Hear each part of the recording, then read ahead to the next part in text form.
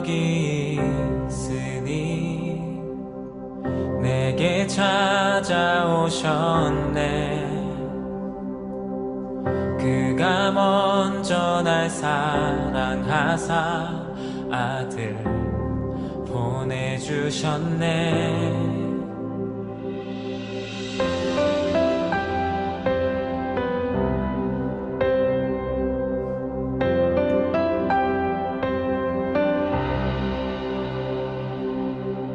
사랑은 여기 있으니 내게 찾아오셨네. 그가 먼저 날 사랑하사 아들 보내주셨네. 오 위대하신 주의 이름 높이리라. 사랑 그 사랑 온 세상을 비추시네. 사랑 그 사랑 승리하리 영원까지.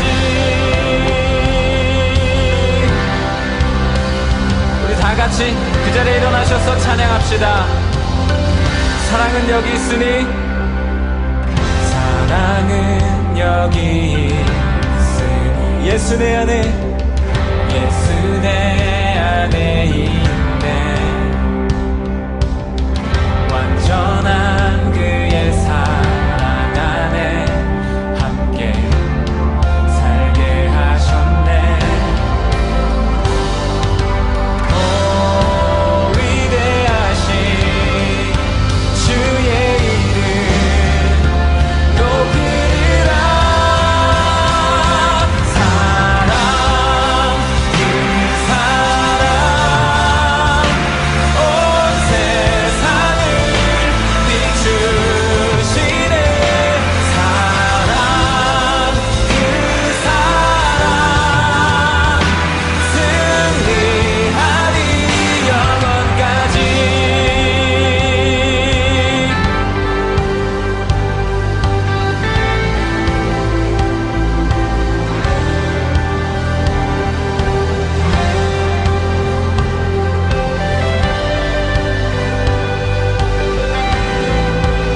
우리 함께 고백합시다. 오 위대하신 오 위대하신 영광의 왕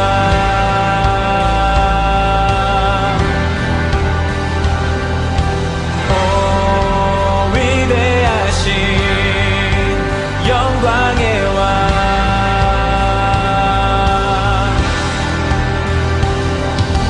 오 위대하신 영광의 왕 오 위대하신 오 위대하신 영광의 높이리라 높이리라. 사랑 그 사랑 온 세상을 비추시네. 사랑 그 사랑 승리하리 영원까지. 사랑 사랑 그 사랑 온 세상을 비추시네. 사랑 그 사랑 승리하리 영원까지.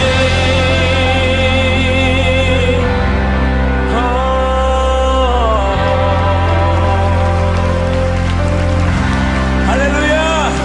완전한 사랑이신 우리 주님께 큰 박수와 함성을 한번 돌립시다. 우리 주님은 사랑이십니다. 오늘 우리에게 주신 하나님의 말씀은 로마서 3장 27절부터 31절까지의 말씀입니다.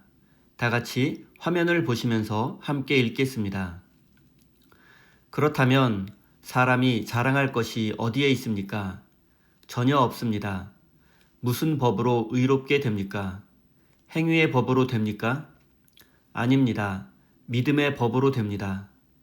사람이 율법의 행위와는 상관없이 믿음으로 의롭다고 인정을 받는다고 우리는 생각합니다.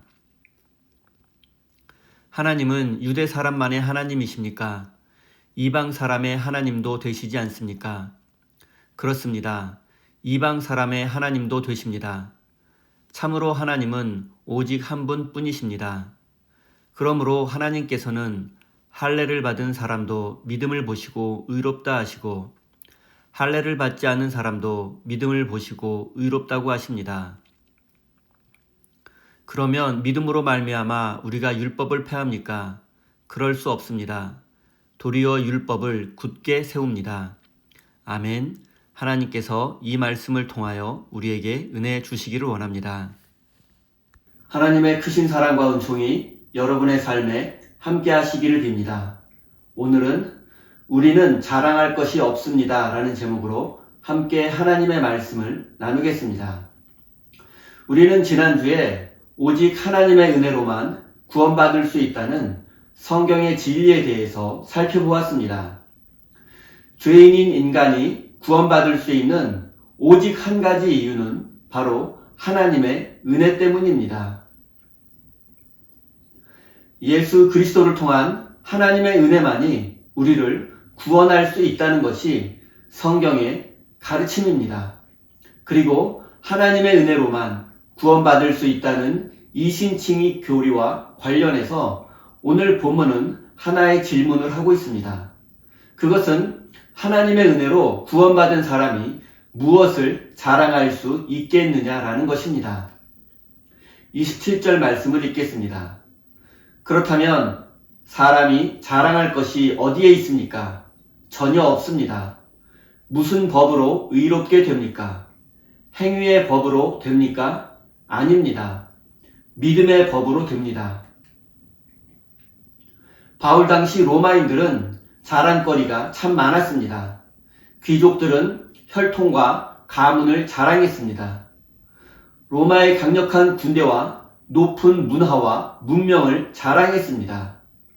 또한 로마 시민들은 재물과 화려한 집과 지혜와 지식을 자랑했습니다. 하지만 당시 그리스도인들은 자랑할 것이 별로 없었습니다. 당시 교회의 성도들은 대부분 사회의 하층민이거나 노예와 여성들이었기 때문에 상대적으로 세상에 자랑할 것이 없었습니다.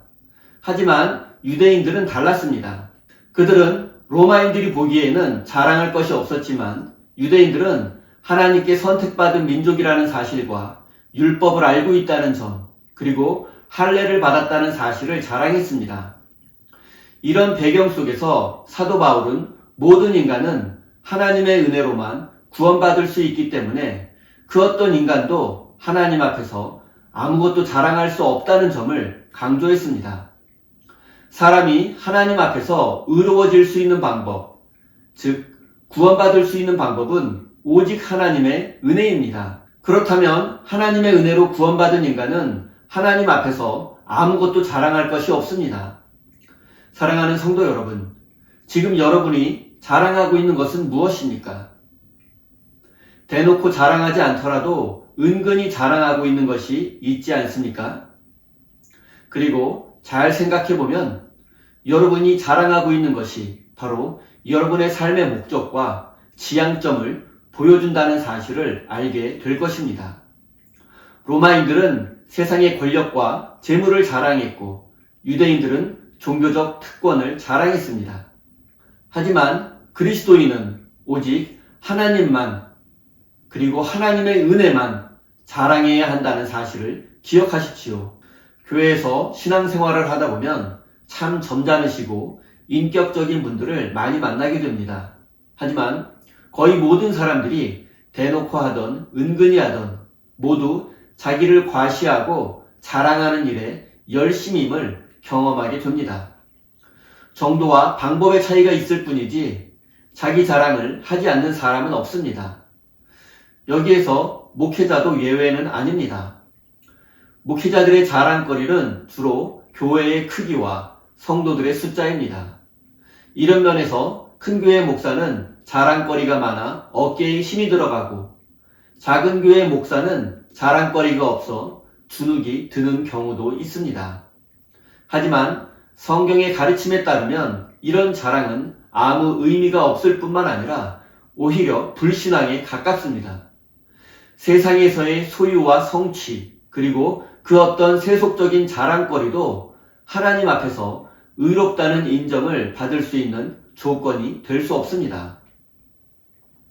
세상 사람들은 세상의 조건들을 높이 평가하고 또 그것들이 자랑거리가 될 수 있지만, 하나님 앞에서 인간이 자랑할 수 있는 것은 아무것도 없습니다. 오히려 우리는 세상의 업적으로부터 자유로워져야만 합니다. 내가 높아져야 하고 성공해야 하고 또 열심히 해야 하고 남보다 잘해야 한다는 강박관념에서 벗어나야 합니다. 사랑하는 성도 여러분, 하나님은 우리가 많은 업적과 성취를 이루어야 우리를 인정해 주시는 분이 아닙니다. 하나님은 죄인인 우리를 있는 그대로 사랑하시며 우리를 오직 하나님의 은혜로 구원해 주십니다. 그리고 그리스도인은 하나님의 은혜로 구원받는다는 사실을 믿는 사람들입니다. 사랑하는 성도 여러분, 하나님의 은혜로 구원받은 사람은 자랑할 것이 아무것도 없습니다. 오직 죄인인 자신에게 은혜를 베푸시고 구원의 길을 열어주신 하나님께 감사와 영광을 올릴 뿐입니다. 따라서 그리스도인의 삶에는 감사와 겸손이 가득해야 합니다. 사도 바울은 세속적인 자랑거리들을 모두 배설물처럼 여겼으며 오직 하나님의 은혜와 십자가의 사랑만을 자랑했습니다. 만약 율법을 지키는 행위를 통해서 하나님 앞에 인정받을 수 있다면 율법을 더 많이 그리고 더 잘 지킨 사람은 자신의 행위를 자랑하고 싶어질 것입니다. 그리고 이렇게 생긴 우월감은 자신보다 못한 사람을 무시하게 만들 것입니다. 즉, 남을 판단하고 정죄하게 될 것입니다. 이것을 대놓고 하는 사람이 있고 은근히 하는 사람이 있을 뿐, 인간의 본성은 똑같습니다. 율법을 지키기 위해 노력하고 또 잘 지키는 것은 바람직하고 좋은 일입니다. 하지만 그것으로 인해서 자부심과 공로의식 그리고 우월감을 가지게 된다면 그것은 심각한 문제이며 하나님의 은혜를 훼손하는 것입니다. 그렇기 때문에 우리는 우리의 믿음이 또 하나의 율법적 행위가 되지 않도록 항상 조심해야 하고 깨어 있어야만 합니다. 다른 사람이 믿지 못하는 것을